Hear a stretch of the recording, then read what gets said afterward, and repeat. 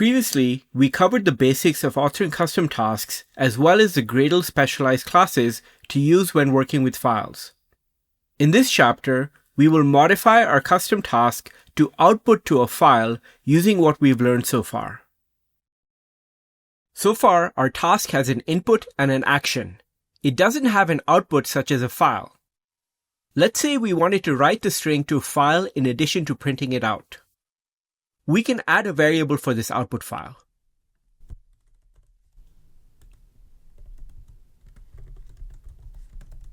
For the type, we'll use RegularFileProperty.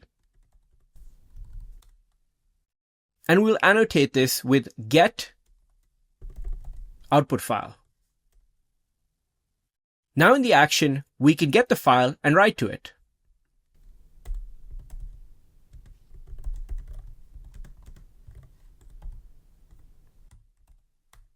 We've gotten the file. We'll make sure it exists. And then we'll write to it. We'll write the contents of str. And in the hello task that's registered, we can provide a value for this output file. Let's say we wanted to write this file in the subproject's build directory.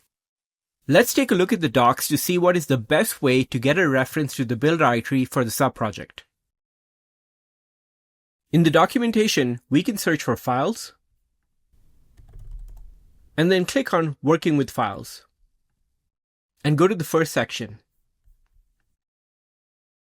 Here, we can see that there is a layout variable. Using this layout variable, we can access the build directory of the project. The layout variable is useful to get familiar with. We can use the layout variable here. In the build directory, we want a file. Let's call it hello.txt. Currently, there is no build directory, so let's go ahead and run the test task so it gets created.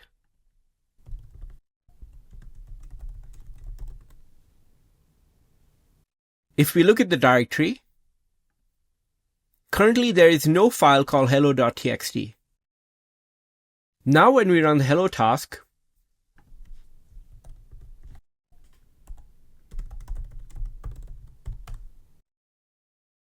we can see in addition to the output, a file called hello.txt gets created in the build directory. If we look at the contents, we can see it matches what we expected.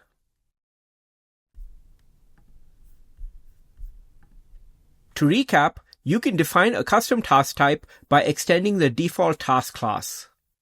In there, you can define inputs and outputs, as well as the action. When a task is registered of that task type, it can configure values for the inputs and outputs.